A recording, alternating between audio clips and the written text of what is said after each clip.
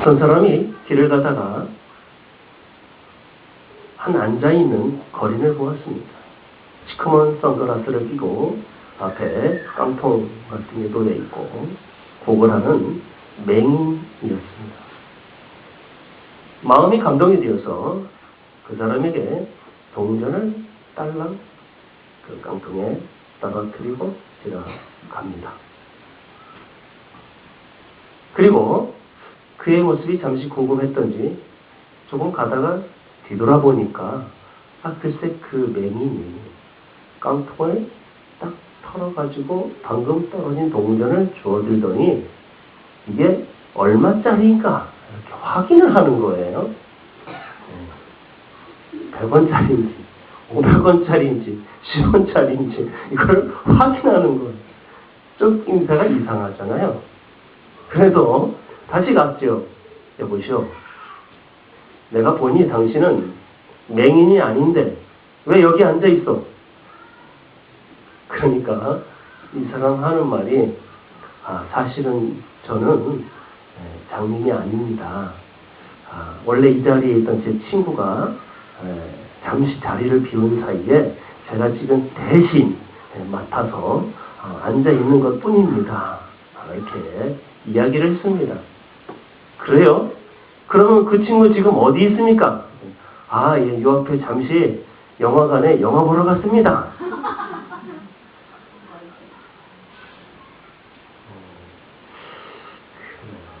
맹인들 참 별 희한한 맹인들이 다 있습니다. 오늘 우리가 요한복음 9장에 보면 한 맹인을 만나게 되는데요. 진짜 맹인이 누구인가? 요한복음 9장 1절 한번 같이 한번 읽어볼까요? 시작. 예수께서 길을 가실 때에 날 때부터 맹인된 사람을 보신지라. 이 사람은 날 때부터 맹인이었습니다. 앞이 안 보인다고 생각해 보십시오.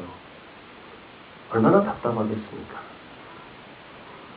여기 부딪히고 저기 부딪히고 캄캄한 대낮에도 누군가의 도움을 받지 않으면 혼자 길을 걸어가거나 아무 일을 할 수 없는 참 불쌍한 사람이죠. 맹인이다, 소경이다, 앞을 못 본다. 참으로 답답하기 그지없을 겁니다. 이 맹인의 상태를 보면서 참 안 됐다, 불쌍하다 이런 생각 들죠?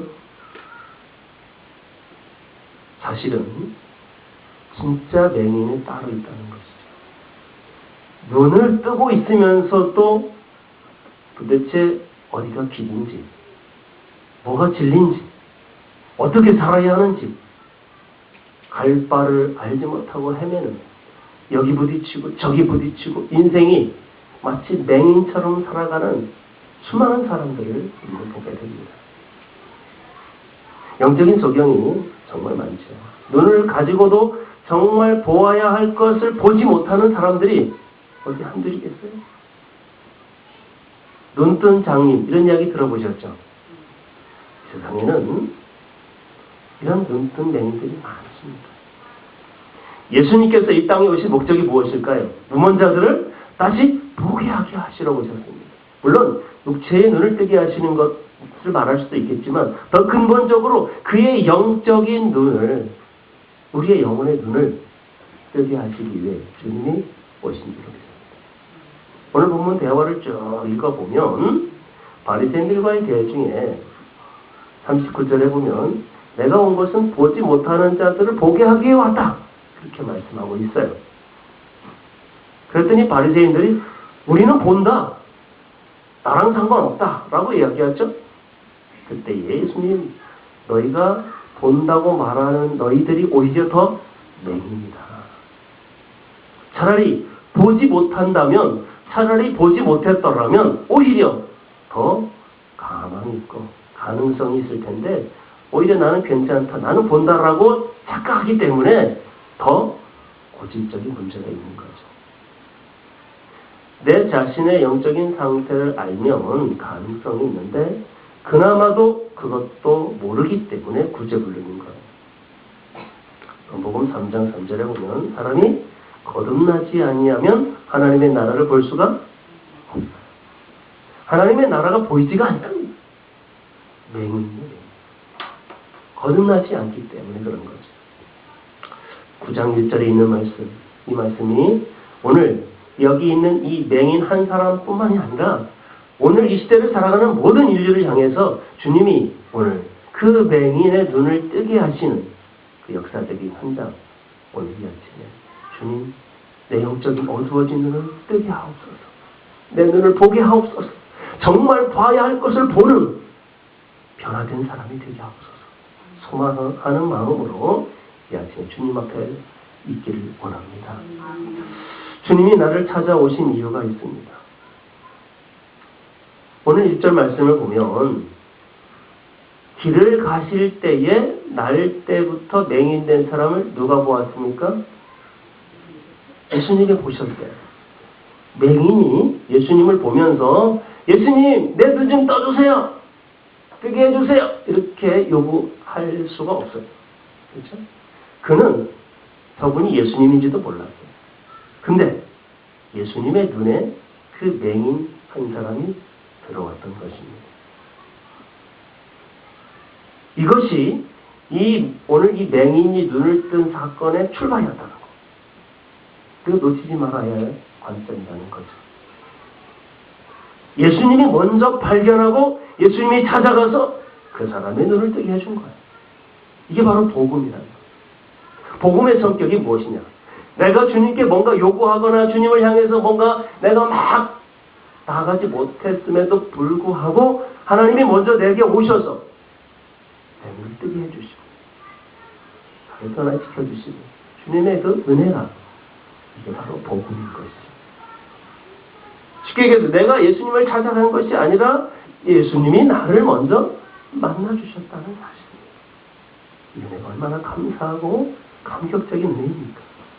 주님, 나 같은 게 뭔데?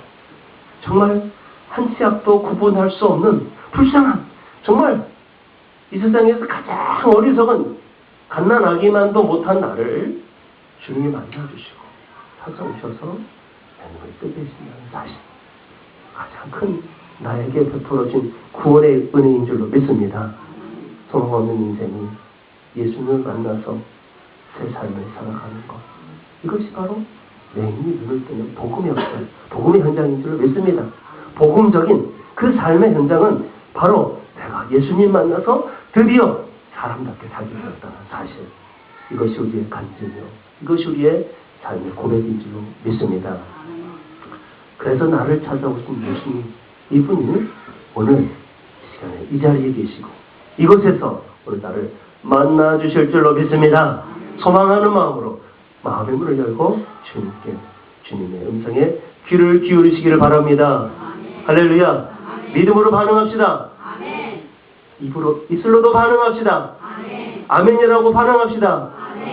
고개 들고 반응합시다. 엄청 힘들어요. 한마디 하면 두 마디, 세 마디. 한번 성경 말씀 9장 2절 같이 읽어볼까요? 시작.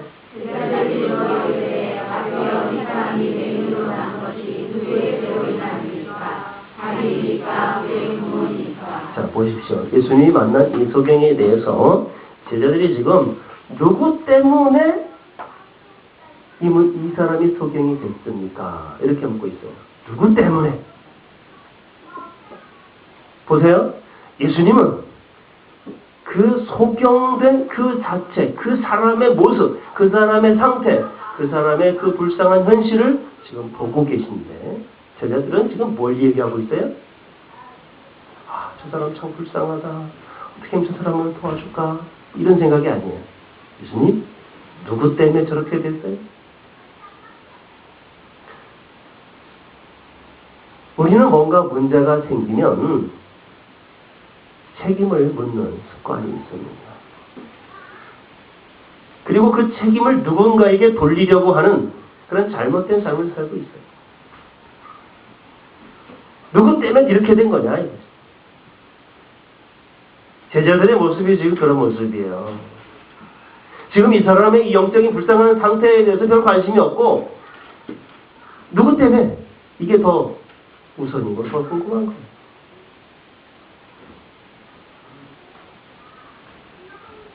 누군가가 뭐를 권이 깨져 있어요. 누가 이랬어 이거? 범인을 찾아내야만 속이 후련하고 범인을 찾아내서 그 사람을 향해서 보이지 않는 돌을 던지고 나서야 그 다음에 이제 그걸 막 쓸어 담고 치우고 뒷정리하게 되는 이런 삶을 그 당시나 요즘 세대나 살아 부패한 인간들의 습성이 다 그런 것 같아요. 예수님의 시선은 무엇인가에 대한 우리의 마음이 그 예수님의 시선으로 집중되어야 될 줄로 믿습니다. 어떤 성도님 집에 장애인이 태어났어요. 사람들이 저마다 안타까운 마음을 가지면서도 어떤 사람이 바른 소리를 하죠. 집사님, 회개하십시오. 집사님 뭔가 큰 문제가 있으니까 하나님께서 이런 고통을 주시는 거 아니겠어요? 집사님 마음이 아파가지고 하나님 제가 무슨 잘못을 했길래 내가 뭔 죄가 있길래 나한테 이런 고통을 주십니까? 하나님께 묻죠. 무릎 꿇고 기도하며 주 앞에 나와 맨날 며칠 묻다가 하나님의 음성이 세미하게 그 집사님 가운데 하나님의 음성이 들립니다. 사랑하는 딸아, 내가 너를 너무 사랑하기 때문에 내 소중한 아기를 누구에게 줄까 하다가 너에게 줬다. 어느 집에 이 아이를 맡길까 하다가 이 아이를 제일 잘 사랑으로 보살필 수 있는 사람이 많지 않다. 그 중에서 너희 가정이 제일 예수님의 마음으로 이 아이를 보살필 수 있다고 판단되어서 너에게 줬다. 네 잘못도 아니고 그 아이의 잘못도 아니고 하나님의 특별한 관심이 이 아이에게 그리고 그 집사님에게 머물렀다는 사실을 깨닫고 감사함으로 그 아이를 기쁨으로 양육하는 거야. 무엇 때문에? 누구 때문에 나에게 이런 문제가 생겼는가? 여러 가지 이유가 있어요. 본인의 죄와 본인의 잘못 때문에 발생하는 문제도 있어요. 뿐만 아니라 자기 깨달으라고 주변 사람들을 어렵게 하거나 힘들게 할 때가 있겠죠. 그러나 대부분 하나님의 특별한 계획이 있기 때문에 때로는 누군가에게 아픔을 주고 때로는 환경이 어려워지고 때로는 원치 않는 그런 상황에 들어갈 수 있습니다. 문제는 누구 때문에가 아니라 이 일을 통해서 하나님은 무엇을 원하실까? 책임을 전가하기보다는 이것을 통해서 일하실 하나님을 기대하고 하나님의 뜻을 묻고 하나님께 나아갈 수 있는 사람이 되기를 원합니다. 우리 함께 말씀 같이 읽어볼까요? 한 번만. 시작.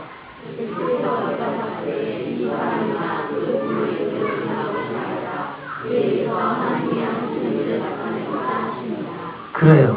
누구의 잘못도 아니고 이 사람을 통해서 하나님의 일을 나타내고자 한다. 자, 조건적인 이유와 필연적인 사용이 있습니다. 예수님의 지금 이 대답은, 이 답변은 어떤 특별한 조건적인 그런 뭐뭐 때문에, 누구 때문에가 아니라 반드시 이 영혼을 통해서, 이 맹인을 통해서 하나님께서 하셔야만 할 일이 있다는 거예요.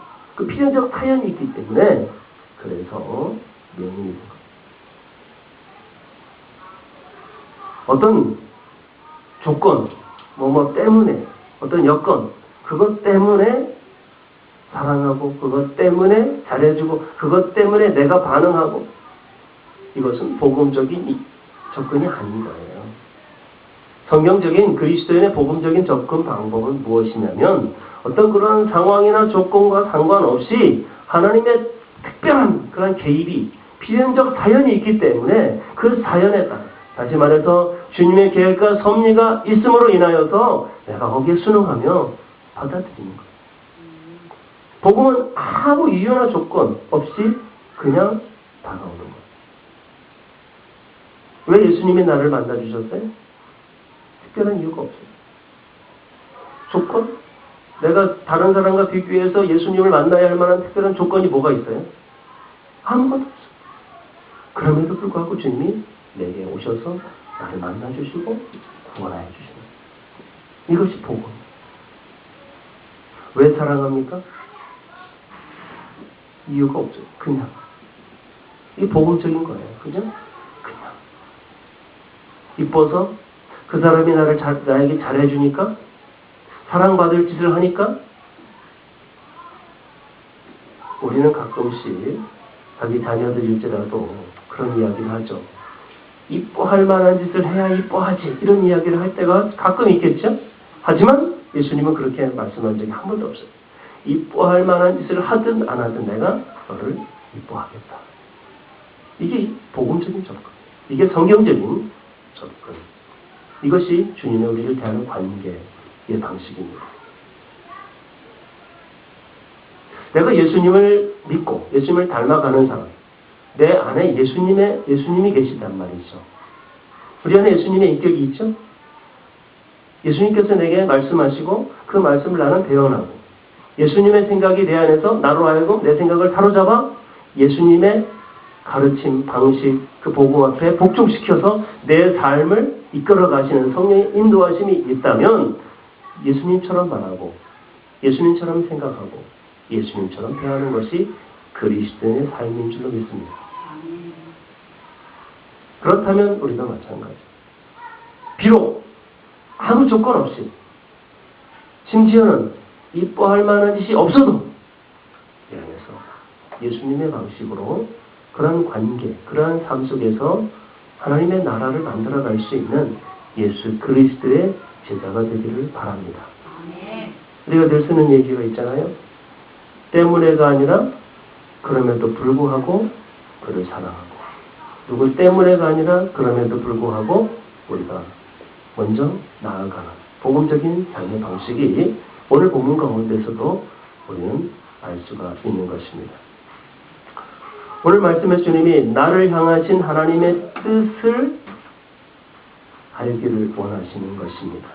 이것이 바로 인생의 관점이죠. 왜 나에게 이런 문제가 생겼는가?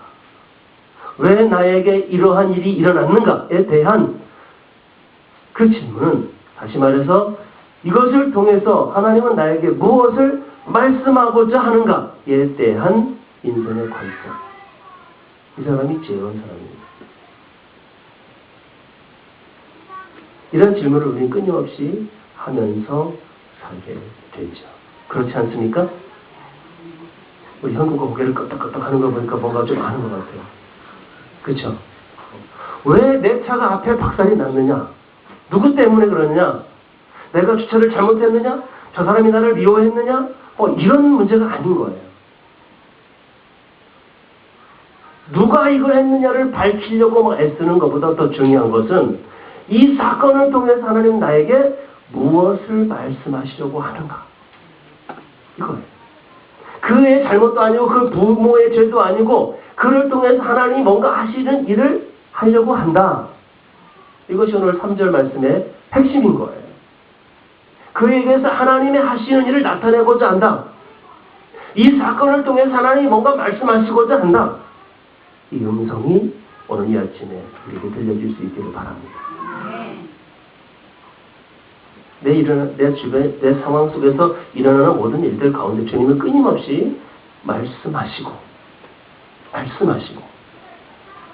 깨닫게 하시고 그 말씀을 통해서 나를 변화시키시는 줄로 믿습니다. 우리 한번 이렇게 좀 기지개까지는 아니지만 허리를 좀 이렇게 펴서 하나님의 말씀으로 좀 반응하시면 좋겠어요.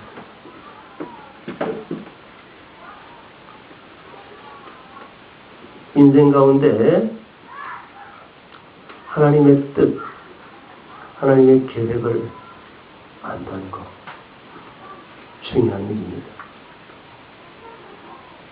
우리가 생을 살아가다 보면 많은 문제를 만나게 됩니다.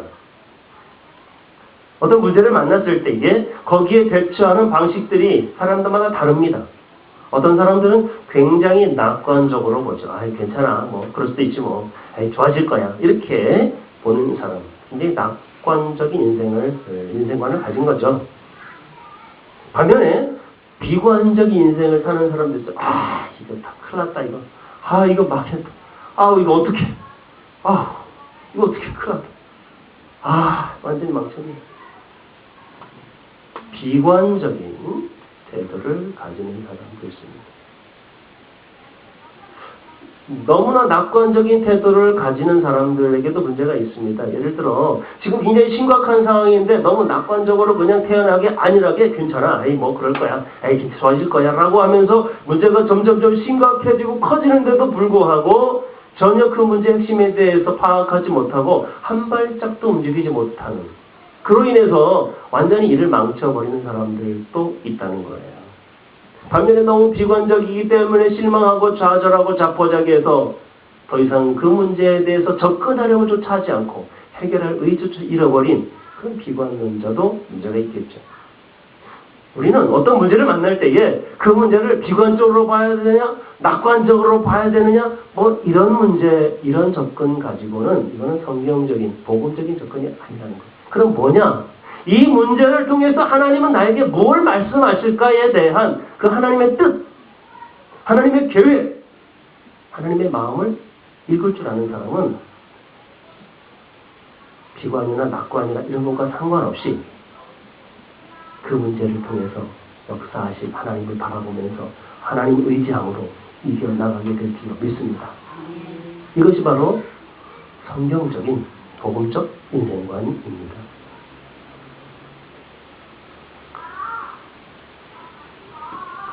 그에게서 하나님의 하시는 일을 나타내고자 합니다. 이 말은 그 사람에게 하나님의 계획이 있다, 이런 이야기잖아요. 이 소경에게 하나님의 계획이 있다는 거예요. 이 맹인에게. 사람들이 보기에는 어디 사람 구실 하겠는가, 저래가지고 어떻게 인생을 살겠는가, 어쩌면 무시하고 하찮게 여기고 별 가치 없게 여길 수 있는 그런 처지에 있지만, 그럼에도 불구하고 주님은 그 사람에게 하나님의 계획이 있다는 거예요. 그 사람을 통해서 하시고 싶은 일이 있다는 거예요. 우리는 어떻습니까? 별 차이 없어요. 그렇죠? 여러분, 나는 좀 괜찮습니까? 나는 저 사람보다 낫습니까? 얼마나 낫습니까? 어쩌면 여기 앉아 계신 여러분 대부분이 세상 가운데 두드러져 있거나 존경을 받거나 칭찬을 듣거나 뭔가 좀 거대한 업적을 이루어냈거나 그럴 만한 사람이 거의 없습니다. 너무나 평범한 나머지, 아니 오히려 좀 남들과 비교했을 때 경제적인 능력도 모자라고 지혜나 어떤 지식이 부족해서 왠지 좀 누군가의 도움을 받아야 될 것 같고 좀 모자란 듯한, 왜 이렇게 나는 바보 같고 나는 어리석을까? 이 소경도 그런 생각을 분명히 했을 것입니다. 그러나 주님이 그 사람에게 하나님의 특별한 계획이 있다라고 말씀하신다면 오늘 이 아침에 그렇습니다. 주님이 나에게도 동일하게 말씀하시는 줄로 믿습니다. 내가 너를 통하여 할 일이 있다. 내가 너를 통해 하고 싶은 일이 있다. 내가 너를 통해 특별한 계획이 있다.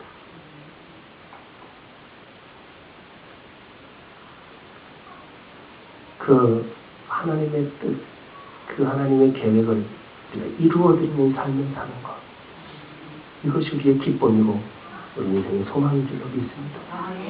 우리 한번 4절 말씀을 같이 읽어볼까요? 시작.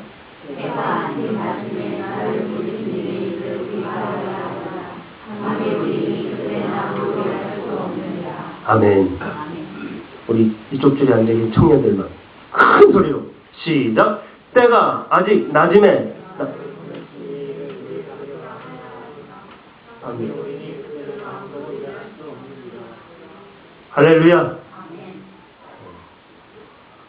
독수리의 날개침이 올라간 것 같이 왕성한 이 청년들이요. 목소리를 들어보니 할렐루야.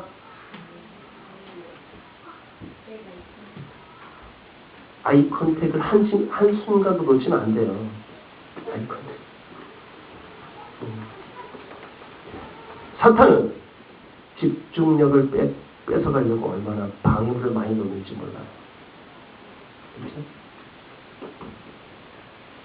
주님과 나 사이에 방해물이 끼어들어 쫓아버리시기 바랍니다. 긴장하셔야 돼요. 누가 특별한 분이 오늘 와 계셨다 그랬죠? 예수님 여기 계세요. 그분 앞에서 우리가 흐트러지지 않기를 원합니다. 우리가 하나님의 뜻을 언제,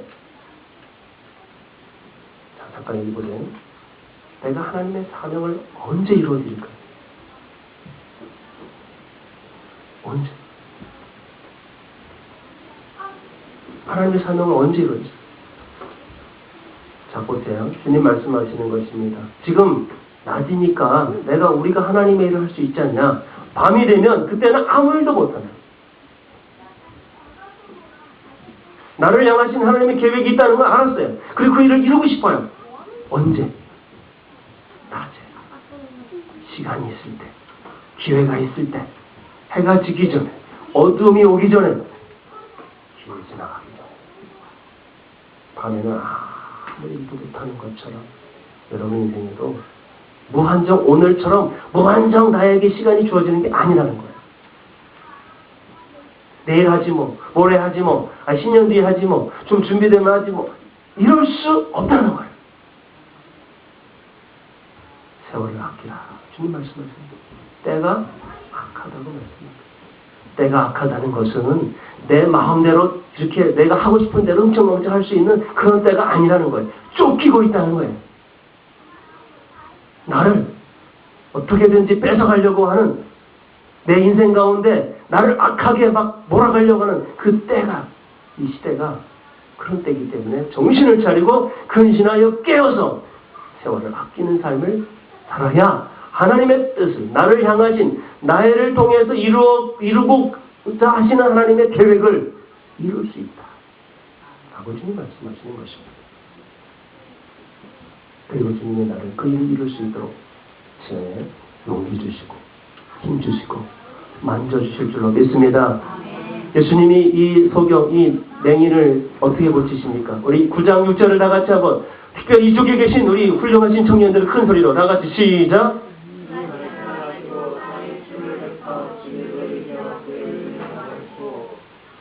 좀 특별하지 않습니까? 지금 예수님이 치유하시는 장면을 보십시오.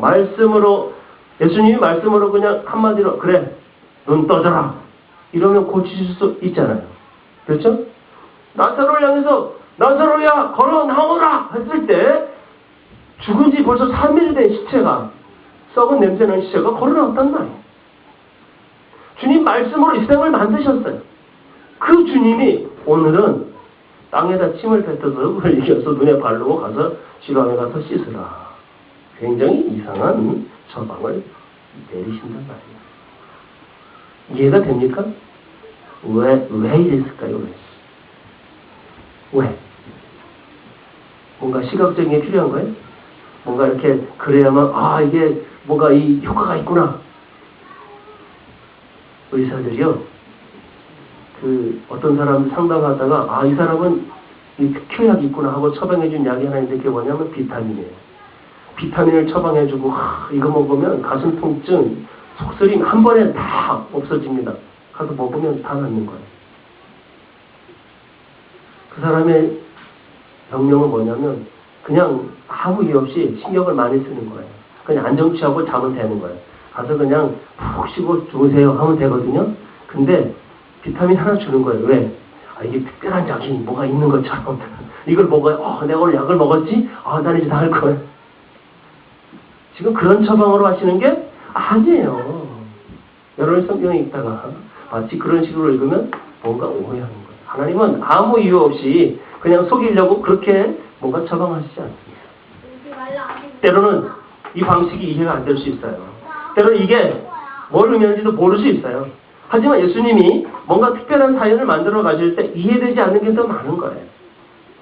우리가 요한복음 2장에서 보았지만 포도주가 떨어졌는데 물을 갖다 주라는 거예요. 그것도 소 씻는 물, 더러운 물이잖아요. 갖다 주라는 거예요. 이해가 됩니까? 근데 갖다 주니까 기적이 일어나고, 야, 포도주, 극상 높은 포도주 최고 좋은 거를 어떻게 이렇게 준비를 해놨냐고 막 이해가 안 되지만 하나님 뭔가 거기서 만들어 내시는 거예요. 지금 5,000명이 그냥 굶어 죽어가는, 배고파가지고 밥 줘야 이러고 있는데 겨우 물고기 2마리, 보리떡 5개 축사하시는 떼어서 야 가다 다 먹여라. 이해가 되나요? 5,000명 도시락 1개. 이게 이해가 안 되지만 그럼에도 불구하고 그것이 막 사람들에게 전해질 때 배불리 먹고도 남은 게 12개, 12바구니. 예수님께서 이해가 안 되는 그런 상황 속에서도 많은 이런 상상이 안 되는 놀라운 일들을 베풀어 주십니다. 오늘도 마찬가지겠죠.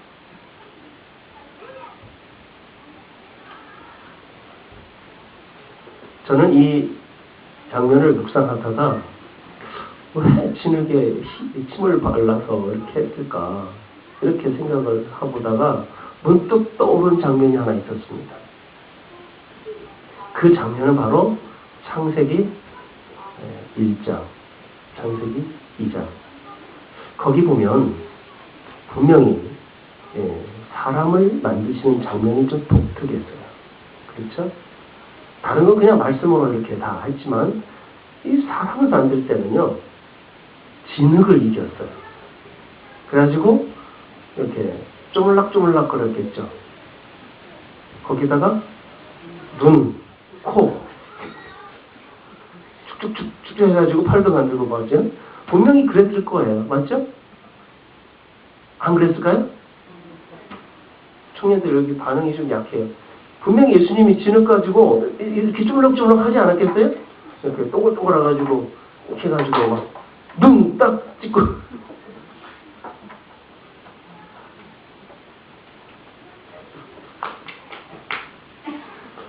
이렇게 하지 않았을까? 어떻게 그렇게 생각 안 드세요? 분명히 그 진흙을 이길 때 예수님의 침이 들어가 있을 거라고 생각이 됩니다.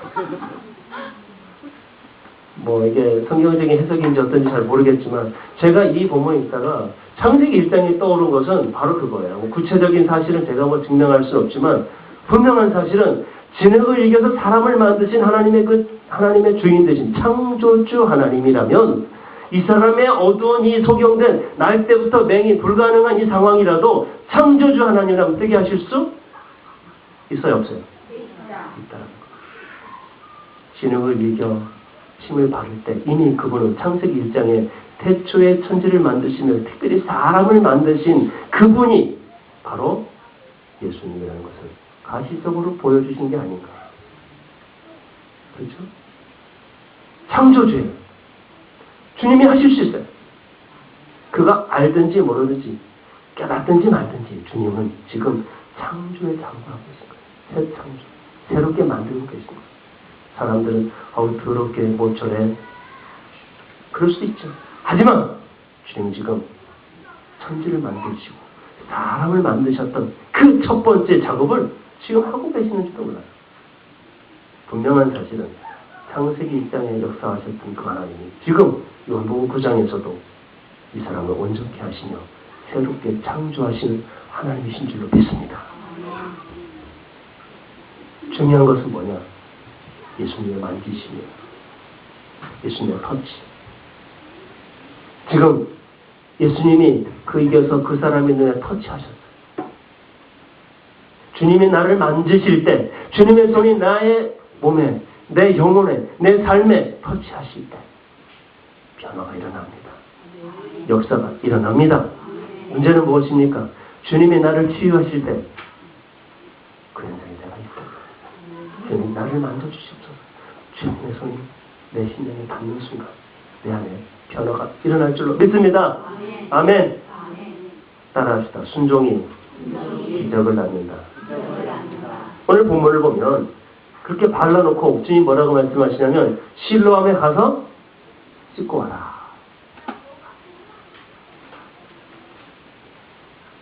왜 예수님께서 침과 흙을 바르시고 실로암까지 갔다 오라고 했느냐?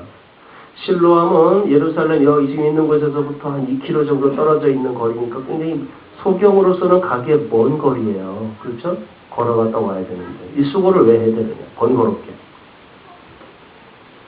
최소한의 수고를 통해서 주님이 뭘 원하실까요? 순종. 순종 없는 신앙은 결코 기적을 체험하지 못합니다. 주님이 때로는 그 즉시 그 자리에서 그냥 고쳐주실 수도 있지만 때로는 그 사람을 통해서 특별한 나타내고자 하시는 일을 주님이 하실 경우에 특별한 순종을 요구하십니다. 주님이 나를 통해서 특별하게 하시고자 하는 계획을 이루시려는 그 상황이라면 주님은 나에게 뭘 요구하십니까? 순종.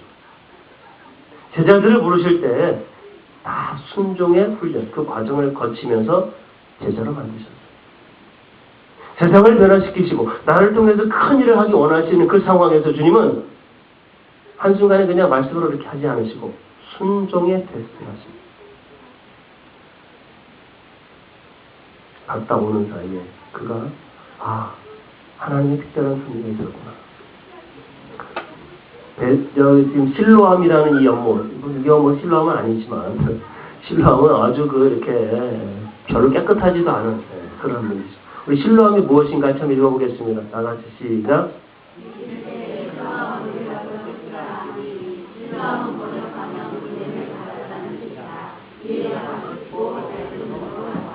이 사람이 지금 어디로 보냄을 받았다고요? 실로암. 실로암의 뜻이 무엇입니까? 보냄을. 실로암 연못 자체에 무슨 신비한 능력이 있거나 힘이 있었던 게 아니라는 거예요. 실로암 거기 가서 이렇게 씻었다고 해서 그 물의 효험이 눈을 뜨게 한 게 아닌 거예요. 이유는 뭐냐면 실로암이라는 뜻 자체가 아무 힘이 없다 그런 뜻이에요. 단지 보냄을 받았기 때문에 눈이 떠졌다는 거예요. 그래서 실로암. 지금 실로암 연못 자체의 효험이 아니라 그를 그리로 보내신 분, 여기에 집중하는 거예요. 나 실로암 가서 눈 떴어. 실로암 대단해. 그거 아니에요. 나 보냄 받았어. 나를 보내신 분이 나의 눈을 뜨게 했네. 보냄을 받았다. 나를 보내신 분이니까. 하나님의 보내심을 받고 이 땅에 오신 분이 예수 그리스도이십니다. 하나님께서 보내셨기 때문에 하나님의 일을 감당함으로 그 하나님의 보내심으로 말미암아 구원의 역사가 일어났던 것이죠. 오늘 우리도 하나님의 보내심을 받고 세상으로 나아갑니다. 보냄받은 자가 보냄받으신 분이 함께 하심으로 역사가 일어나는 것입니다. 내가 어디에 가든지 누구를 만나든지 보내신 분이 계시기 때문에 역사가 일어나는 것입니다. 주님이 나와 함께 하시기 때문입니다. 우리 마지막 5절 말씀 같이 시작.